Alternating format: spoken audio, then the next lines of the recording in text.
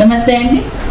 ఈరోజు మనం the language of the body or the science of body language దీని గురించి తెలుసుకుందాము.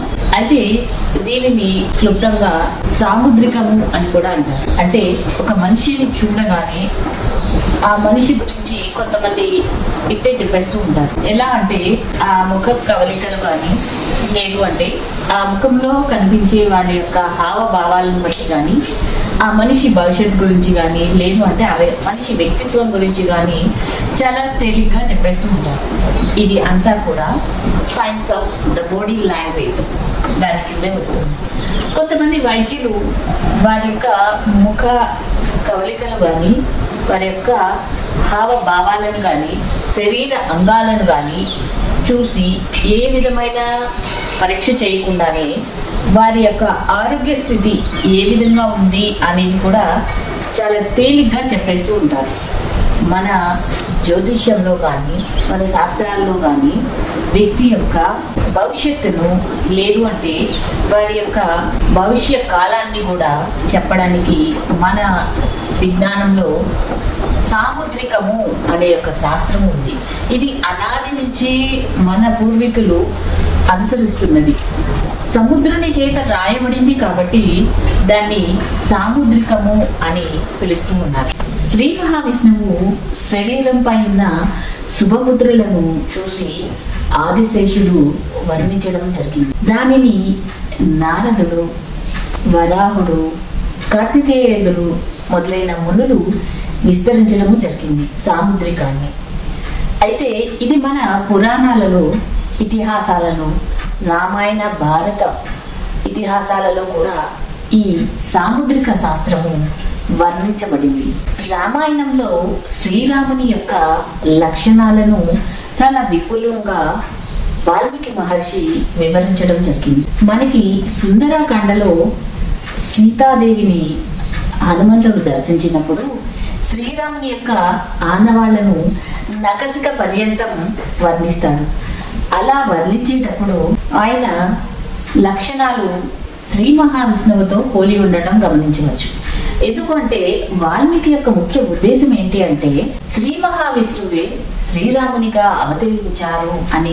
మనకి సుందరకాండలోని 35వ సర్గలో 15 నుంచి 20 శ్లోకాల వరకు శ్రీరాముని వర్ణన వాల్మీకి మహర్షి హనుమంతుని ద్వారా సీతాదేవికి వర్ణించడం జరిగింది. ఆధునిక కాలంలో ఈ సాముద్రికం గురించి ఎన్నో పుస్తకాలు మనకి లభ్యమవుతున్నాయి. వీటిల్లో గోపేష్ కుమార్ అహూజా మరియు ఆర్జీ రావులు రాసిన గ్రంథాలు ఉన్నాయి. దీనిని చైనాలో సియాంగ్మే అని అంటారు. ఇది అస్త సాముద్రికంలోని ఒక భాగం మాత్రమే. సాముద్రిక శాస్త్రంలోని చాలా పరిశోధనలు జరిగాయి. దీనిలో మానవుని ముఖము మరియు జంతువుతో పోల్చి ఆ వ్యక్తి యొక్క లక్షణాలను చెప్పడము మొదటి రకము. ఆ వ్యక్తి యొక్క ముఖ వర్చస్సును గుర్తించి ఆ లక్షణాలను వివరించడము రెండవది.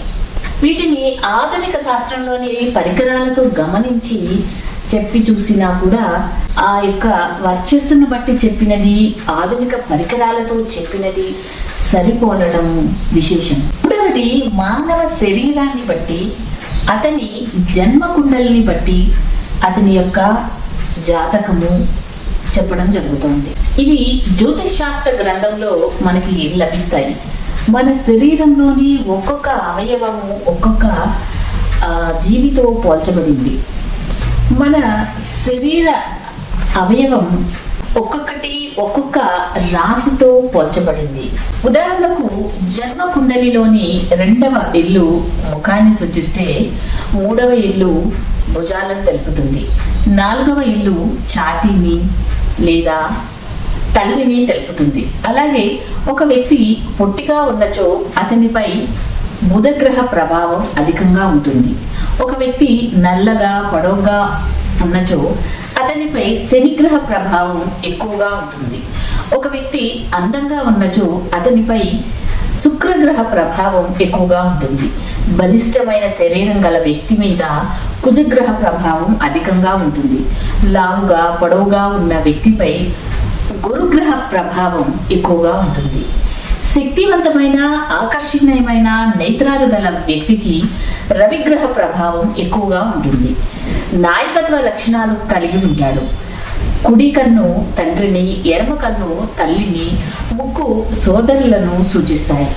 ఇలా ఎన్నో రకాల శరీర అవయవాలను పరిశీలించి మనిషి యొక్క జన్మ కుండలిని, వానిలోని గ్రహస్థితిని పోల్చుకొని భవిష్యత్తును నిర్ణయిస్తారు.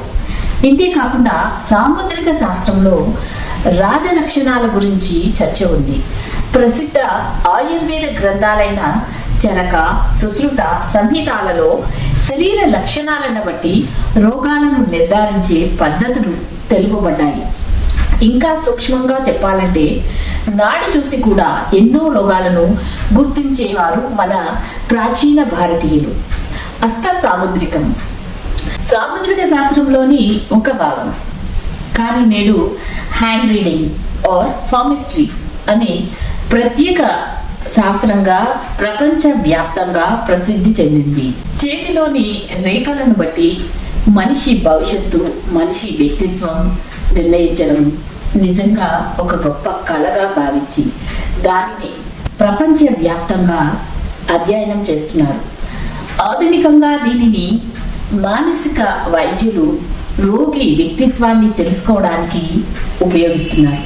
నేడు ప్రపంచ వ్యాప్తంగా వినియోగించే వేలి ముద్రలు సాముద్రిక శాస్త్ర అంతర్భాగమే. పోలీసుల నేల పరిశోధన మొదలు వ్యక్తి గుర్తింపు వరకు దీనిని వాడుతున్నారు. ఇది భారతదేశంలో ఆవిర్భవించిన శాస్త్రమే అయినా మనకు ఇందులో ప్రామాణిక గ్రంథాలు ఎక్కువగా కనిపించవు. ఇది కొన్ని భారతీయ కుటుంబాలలో పరంపరగా కొనసాగుతూ ఉండటం వల్ల వేరే వేరే సాంప్రదాయాలు వేరు వేరు చోట్ల అవలంబిస్తున్నారు. కోయ జాతి వారు ఈ శాస్త్రాన్ని వృత్తిగా స్వీకరించి జీవిస్తున్నారు. పాశ్చాత్యులు దీనిని ఒక అపురూప శాస్త్రంగా మలిచి దానిని విశ్వవ్యాప్తం చేశారు. చైనీయులు కూడా హస్త సాముద్రికాన్ని ఎంతో ఆదరిస్తారు. హస్త సాముద్రికానికి జ్యోతిష్యానికి అనుబంధం చేసి ఆస్ట్రోఫార్మిస్ట్రీ అనే కొత్త శాఖ కూడా జనించింది. అలాగే ఆరోగ్యానికి హస్త సాముద్ర్యానికి సంబంధం తెలిపే శాఖ హెల్త్ ఫార్మిస్ట్రీ. భారతీయ హస్త సాముద్రికంలో చేతి యొక్క రకాలు, వేళ్లలోని చక్రాలు, పిడికిలి, చేతి రంగు, చేతిలోని వివిధ రేఖలు ఆధారంగా భవిష్యత్తు, ఆరోగ్యాన్ని, వ్యక్తిత్వాన్ని నిర్ణయిస్తున్నారు. ఇంకా వ్యక్తి యొక్క కుటుంబం, వివాహం, పిల్లలు, భవిష్యత్తు వంటి ఎన్నో అంశాలను హస్తరేఖల ఆధారంగా గణిస్తారు. దురదృష్టం ఏమిటంటే సరైన శాస్త్రీయ అవగాహన లేని హస్త సాముద్రికుల వలన ఈ శాస్త్రం ఒక మూఢనమ్మకంగా కొందరు విమర్శిస్తున్నారు. ఈ శాస్త్రానికి శాస్త్రబద్ధంగా, శాస్త్రీయంగా పరిశీలిస్తే ఎంతో విలువైన విజ్ఞానం మనకు లభిస్తుంది. దీనిని మనం ఒక శాస్త్రంగా తీసుకుంటే మనకి ఎంతో విజ్ఞానం కలుగుతుంది. అదే మూఢనమ్మకంగా తీసుకుంటే గనక దీనిని నిజంగా ఒక మూలన పడేస్తాం. ఒక వ్యక్తి యొక్క వ్యక్తిత్వాన్ని, తన యొక్క శరీర అంగాలను బట్టి, ముఖ వర్చస్సును బట్టి ఆ వ్యక్తి ఎలాంటి వాడు, ఎటువంటి మనస్తత్వం ఉంది అనేది కూడా తెలుస్తుంది. కాబట్టి ఈ యొక్క విజ్ఞానాన్ని సశాస్త్రీయంగా నేర్చుకుని ఎవరికైనా చెప్తే బాగుంటుంది. అంటే దీనిని ఒక మూఢనమ్మకంగా కాకుండా సశాస్త్రీయంగా దీనిని నేర్చుకున్నట్లయితే దీనివల్ల మరిన్ని ప్రయోజనాలు పొందవచ్చు అనేది నా వ్యక్తిగత అభిప్రాయం. మీకు ఈ అంశాల మీద ఏమైనా అవగాహన ఉంటే కామెంట్ చేయండి. మరిన్ని విషయాల కోసము ఈ ఛానల్ని మీరు సబ్స్క్రైబ్ చేయండి, షేర్ చేయండి, బెల్ ఐకాన్ని యాక్టివేట్ చేసుకోండి. Thank you.